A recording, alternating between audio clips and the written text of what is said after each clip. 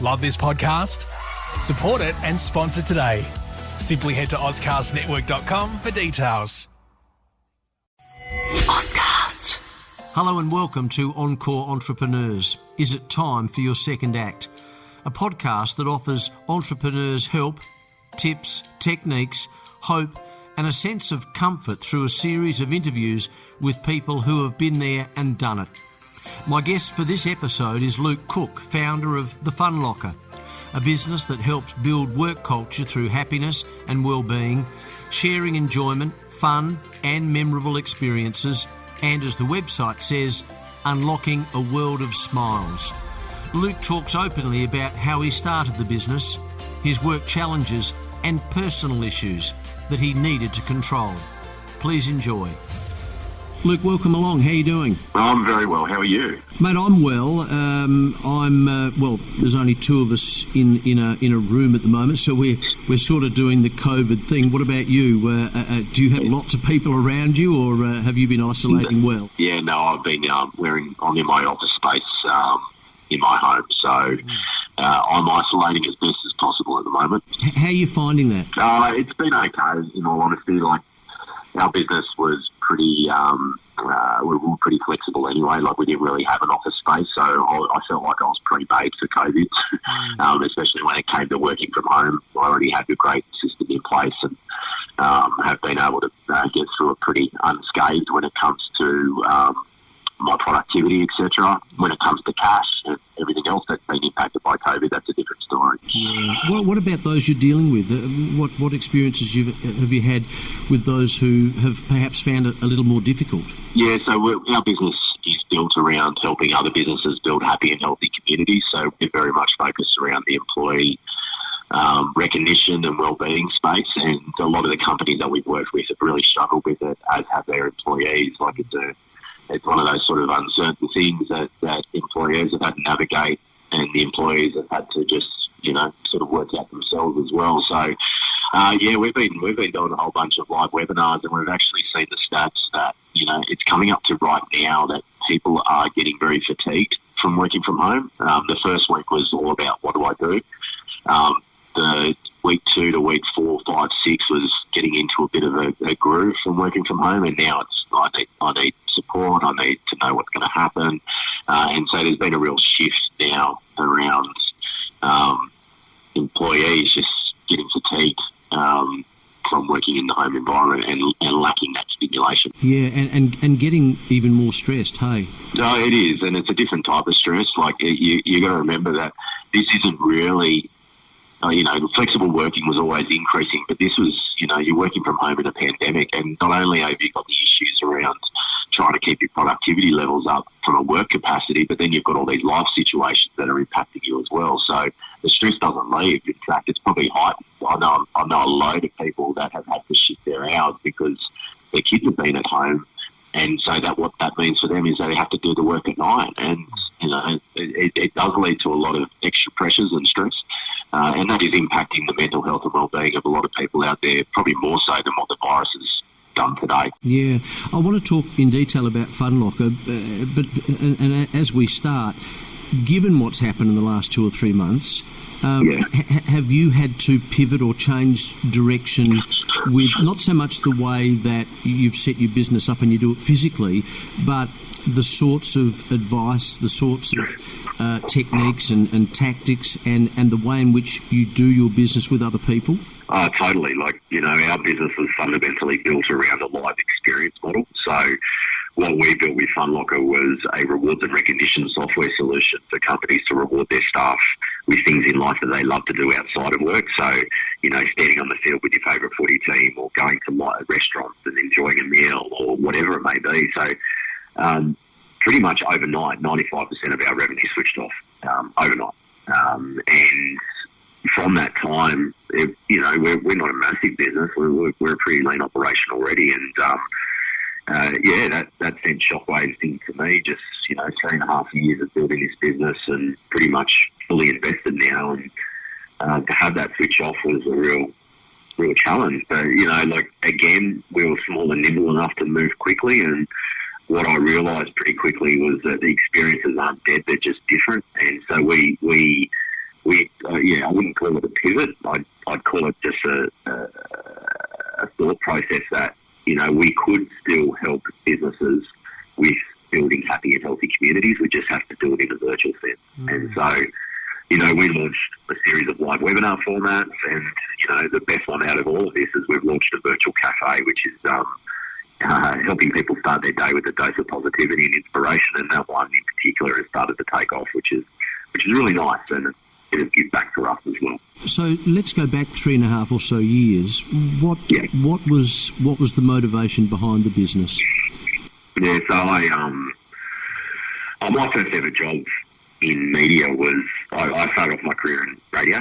My first ever job was Lightning Luke on the streets of Sydney, handing out free cans of Coke and doing live crosses on the radio. And I suppose I look back at the start of my career, and my career was always founded upon making people smile and making people happy. Fast forward 19 years, all of a sudden I found myself being a sales director of a media organisation. It became less about happiness and more about money. And I realised pretty quickly that money doesn't always equal happiness, and I reached burnout in my career. I was lost. I didn't know where to turn. I was making bad decisions. I was grumpy. It was affecting my home life. It was everything. And I had a mate of mine one day when I was chatting to him, and he said, "Mate, you're all over the shop. You don't know where you're going, where you're heading. I'm concerned about you." And that's when I realised that I had to make a change, and I stopped.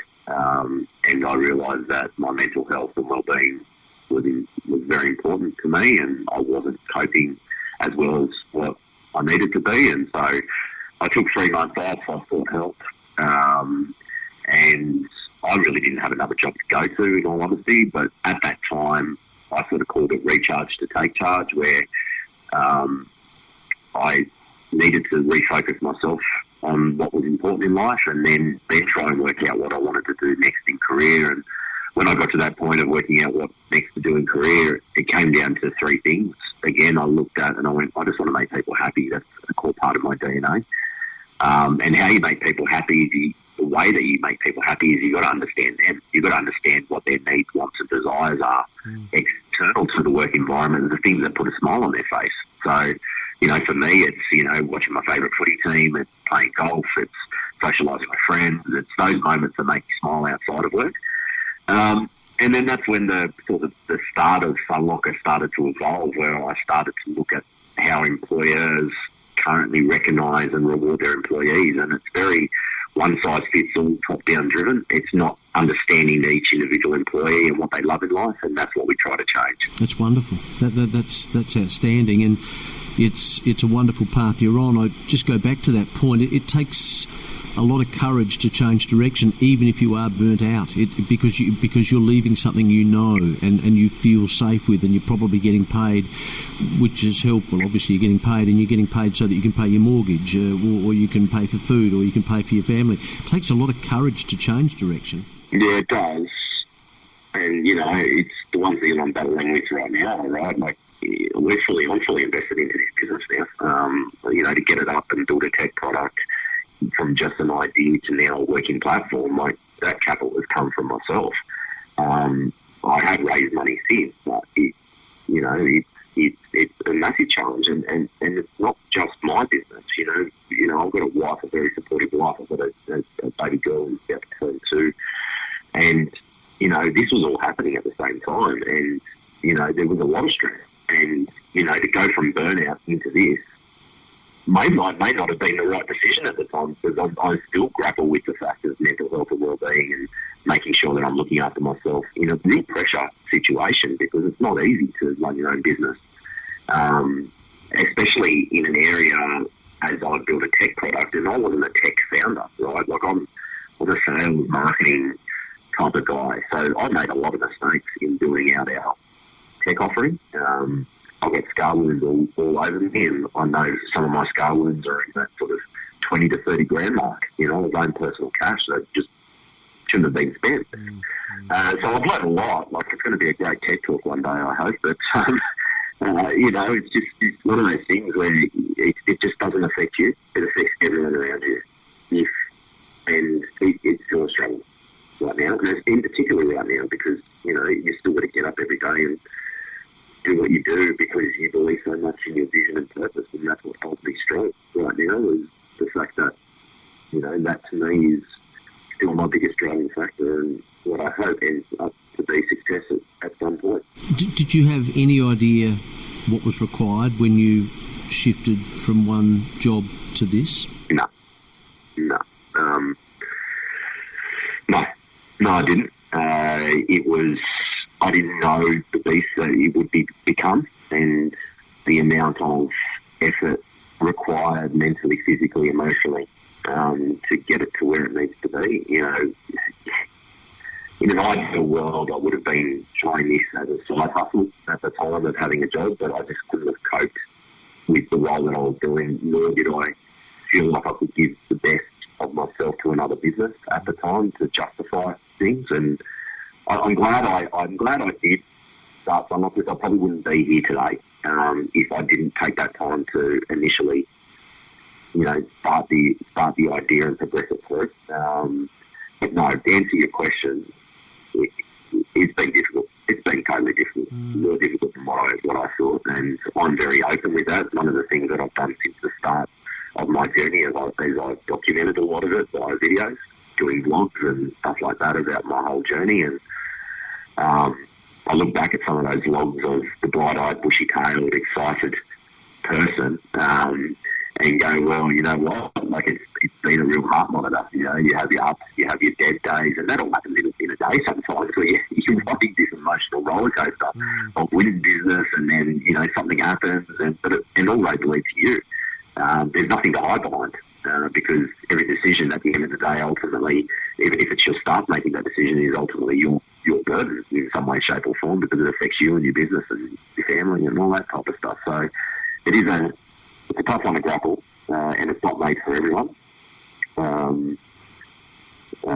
Especially, it's a tough one to grapple. Yeah, and just to that point that you made, when you were working in the media, even though you were at a high level, there was obviously someone else higher above you. So there is that psychological comfort in some way, shape or form. But you make a really good point. Now it's you.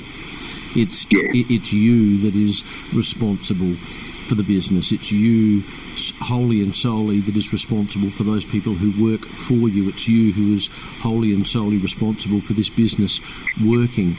What would your general advice be to others who are thinking of doing what you're doing as a result of you getting burnt out in another role, if you were able to look back now and do something slightly different? And I'm not talking about a job slightly different, I'm talking about maybe just the way in which that transition occurred. Yeah, so in my aspect, if you really feel like you need to, if you feel like your core purpose and vision is set around wanting to start your own business, like the ideal scenario, which I would love, is maybe negotiating with your company about trying to reduce your hours, or thought process there to go to like a 4-day-a-week type of role, and then focus on your other vision and purpose that extra day or after hours.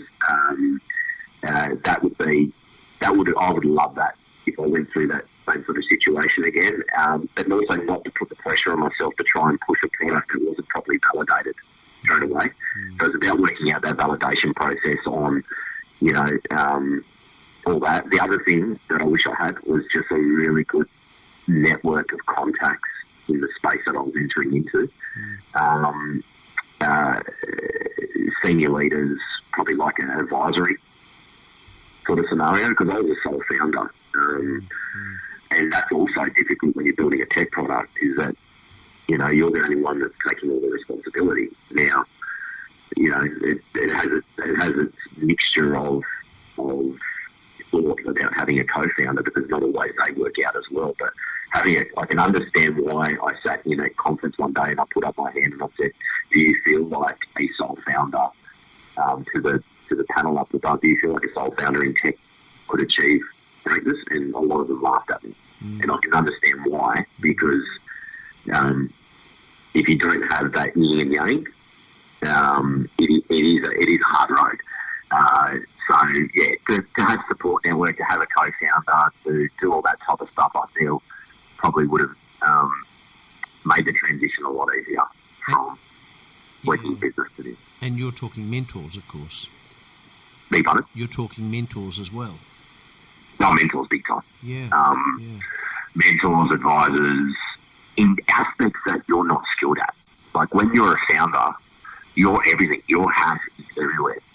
And, you know, I was really great at sales and marketing, but I wasn't that great at finance. I definitely wasn't great at tech. I didn't know what decisions to make. And that's where a lot of the issues have occurred is just, Luke, this is, you know, these are the areas that I wish I just had that support network around that. You know, even if you gave away some equity so they could help you, like at the end of the day, like it doesn't, the equity standpoint for me is like it means nothing if you've got no business, you know. So if you've got those trusted resources and they can add value to your idea and they believe in you and they believe in the idea, that's where we're sort of getting to now with Funlocker, but it's taken 3 years to get to that point. In regard to the mentors, I can completely understand what you're talking about there, because it's so important to be able to have someone that you can talk to about issues that you're going through from a business point of view and also a psychological point of view as well. And they may be separate mentors. One may be a mentor that's going to help you with your business. The other one might be a mentor that's helping you with your mental health or your psychological well-being. And at the moment, I have a couple of mentors, and one thing that it has enabled me to do is to stop. Ring the mentor and then start again, but quite often, in fact, invariably, head off in a slightly different direction as to where I thought I was going to go before I spoke to the mentor. Yeah, like one of my sayings at the moment is that, you know, I can have up to 50 meetings a day, 45 of them are in my head, and 3 times I sack myself because of bad decisions that I make, and that's if you don't have those network around you to talk to and bounce off thoughts and ideas. And you know, that is a spiral down to failure if you're doing that. And it's taken me a long time to learn that as well, because, you know, sometimes as a founder, you just got this little bravado and ego about you that you think that you know it all and you don't. And that's pretty much, you've got to find the trusted guidance though, like that's the hardest thing. You've got to find those people that you actually respect and trust to be able to give you the other opinion, so it does cut through. And that's where I found that now, but I didn't have that at the start, and I wish I did. And I guess, and I'm just guessing here, but I guess in the early stages you were paying yourself a minimal wage and pouring whatever revenue you had back into the business. Oh mate, I wasn't even paying my wage. I was fully pulling my own money that I saved into the business, and I didn't start earning a salary until, 16 months ago, or 12 months ago now, 14 months ago.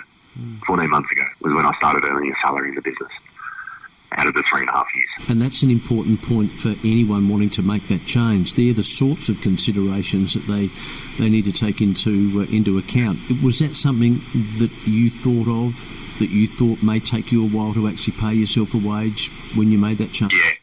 Yeah, I did, but again, I didn't think it would take that long. The length of time I didn't expect. I knew that I would, and once I reached a sort of point where I thought what my deadline was of that, it still wasn't reached, and I had to make another decision then and re-look at it again and chat to my wife and family about, am I going to still pursue this, or do I need to stop and find a job? And we decided to pursue it, and I still am glad that I am pursuing it because it is starting to get to where it needs to be. It took a lot longer than I thought, and that's the thing. Everything takes longer than what you think. Your dev takes 2 or 3 times longer than what you think. Your everything, sales processes take 2 to 3 times longer than you think. So that's the other thing as well, is just make sure that you manage understanding the time parameters that could exist around it, and then double it. Yeah, absolutely. And as Gary Vaynerchuk says, you need to be patient. These things don't happen overnight. It's easy to say that, but if you're aware of it, that's one thing, and then working through it is the other. What about taking your work home? Were you reluctant to do that when things are a bit tougher in the earlier days, to place pressure or perceive pressure, onto your wife or onto your partner? It was a collective decision that I would work from home. I think, again, I was working hard on things that weren't properly validated at the time, and there's probably a lot of time, energy and resource costs just based around just working on things that are nice to have and not enough. And again, that guidance probably would have stopped me from doing that at the early stages. And then you just got to make sure that you manage your time appropriately, so you're effectively looking after yourself and your family. So, now my day is split up with things for me, things for my family, and things for work. And I'm still working hard, and I'm still working longer hours, but I'm segmenting the day in a way that allows me to feel like I'm maximising every part of my life at the moment, and it's really helping from a balancing perspective. So, to give you an example, my mornings start with me. I get up at 5:30 a.m. I go for a run. I do a meditation.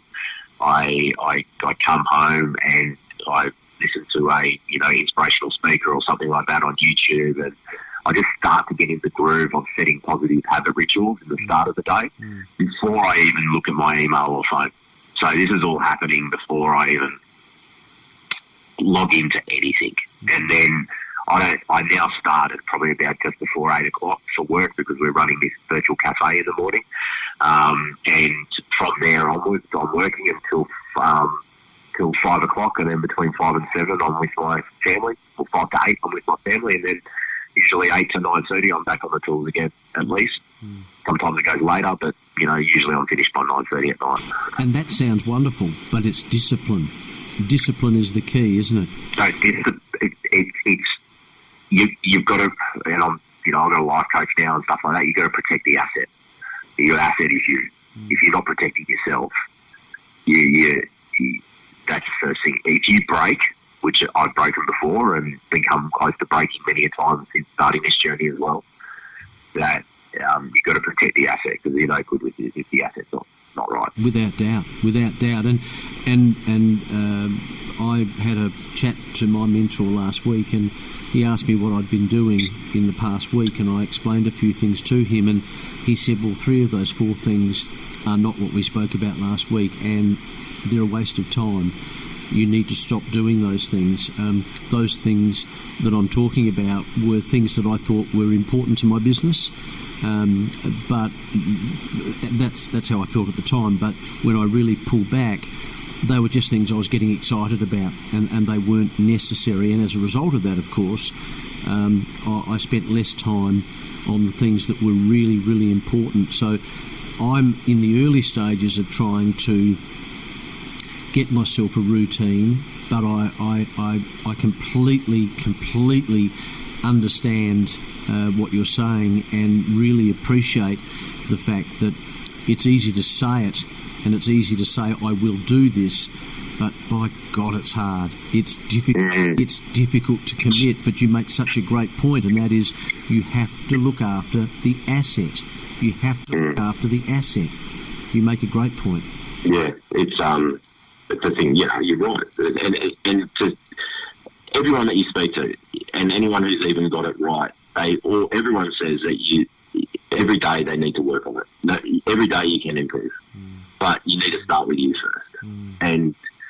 And that's why, for me, one of the biggest things that I hope that people have realised from what's been happening at the moment is, you've had this opportunity to stop for a little bit and reconnect, and I just hope that when people get back to normality at some point, that a lot of people hold on to what they've found out through this process. And it was unhealthy. Mental health and well-being in business was already at a red flag rate in Australia. Absolutely. And $18.1 billion worth of lost productivity, and it's a $180 billion issue for the Australian health system. And it was already bad. Now it's bad now. It's even worse now because of the stress and anxiety and uncertainty. But this is the biggest problem in the marketplace at the moment, from my perspective, because there's a lot of people hurting out there, and the only thing that you can control is you and your happiness. Absolutely. And that's where it's got to start. Absolutely, 100%. I want to talk about Fun Locker and the virtual cafe in a second. Just a couple more questions on this, because this is fascinating and it's so important, and it's so key that it's coming from someone like yourself who is experiencing it, who is living it. Do you know when things are getting a bit edgy and you're starting to perhaps slightly go off kilter mentally? Yeah, so when I went reach burnout, my wife and I sat down and we created a red flag list. And that red flag list was everything that I was feeling right now that wasn't good for me. That was drinking too much alcohol. That was not feeling motivated in the day. That was feeling drained and tired.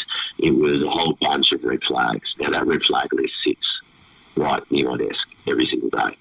And I look at that. Now, I don't have everything ticked on that red flag list. There's always one or two things that are always there, but it's not the whole list anymore. And that, to me, is a framing mechanism to just check in. And that's what I utilise for myself, just to make sure that, Luke, just check in on that.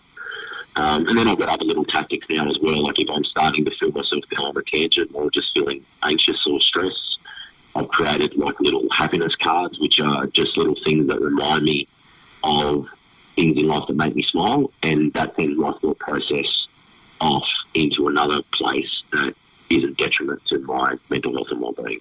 So it might be one of the things on my cards is, seeing my daughter smile, and then I just think about that moment, and it just stops that tangent that can be created, especially as a founder. Wow. Absolutely invaluable information. Absolutely invaluable. Tell me about Fun Locker.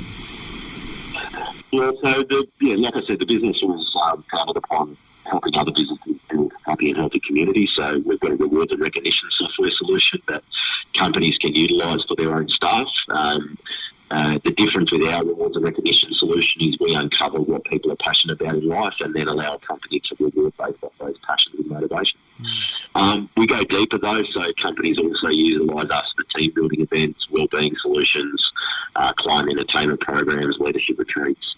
And our sort of premise is that our solutions are unique, different and bespoke to anything else that we'll see in the marketplace.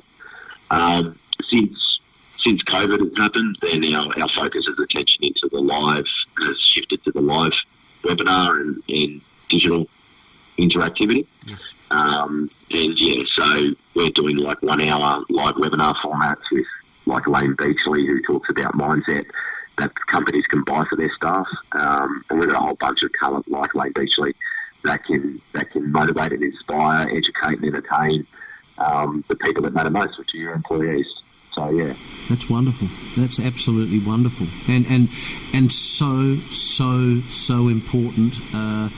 Was really important 4 months ago. Is critically important these days. And look, this is a topic for another day, but I'd like to touch on it. I've always felt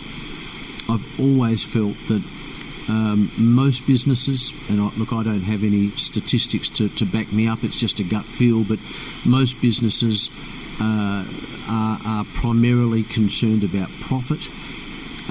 They say they're concerned about and look after their staff, but I think in truth, unfortunately, a lot of those companies and businesses treat their staff as numbers. Sure, they treat some of them slightly different if they are special or if they are extremely valuable, but I think a lot of them are negligent in looking after those people who are perhaps down the food chain. And as a result, of course, that, and as I say, I understand this is a topic for another day, but that creates a poor culture. I was talking to a guy about 18 months ago who runs a business in Sydney, and he changed the hierarchy from, instead of profit up the top of his pyramid, he put himself at the top of the pyramid. And I asked him why, and he said, because if I don't look after myself, I then can't look after my staff, which is number 2. They can't look after the customers, which is number 3. And then if they look after the customers, then the finances and the profits will come. So he flipped the whole thing. He flipped the whole thing. Right.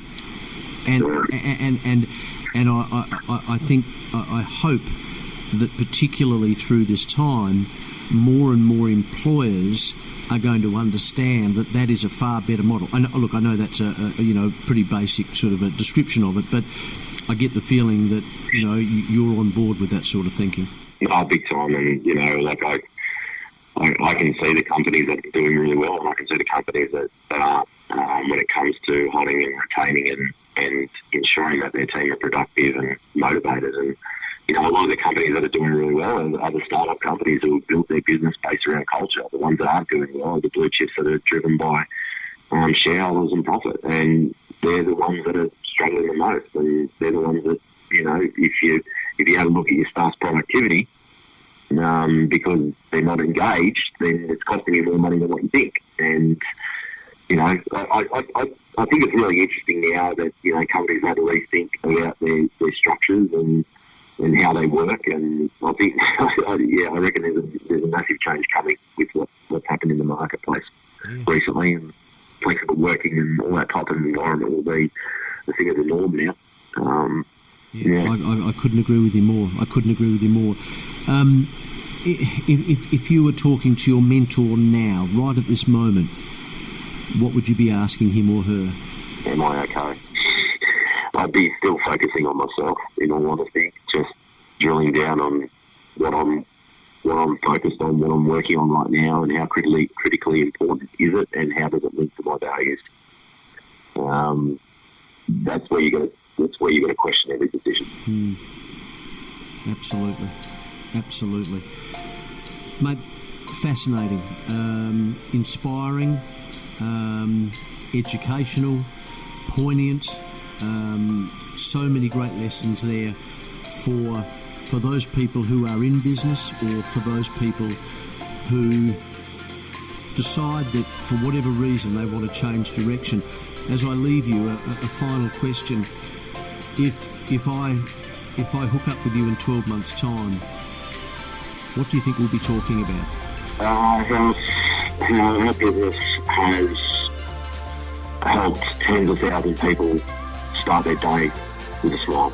That's what I want to achieve in the next 12 months. Luke, thank you very much. No problem. Thank you.